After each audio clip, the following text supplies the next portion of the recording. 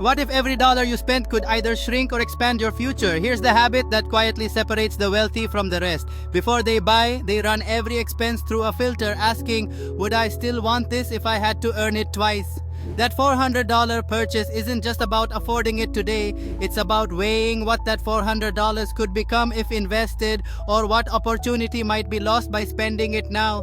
Wealthy people see every purchase as a fork in the road. One path leads to fleeting pleasure, the other to lasting potential. Instead of focusing on what an item gives them now, they focus on what holding on to that money could create later: freedom, security, new ventures, or peace of mind. This isn't about deprivation, it's about being intentional and mindful. The wealthy don't treat money as endless even when they have plenty. They see each dollar as a seed, capable of growing into something much bigger over time. Next time you're tempted to buy, pause. Ask yourself, is this expense robbing my future or fueling it?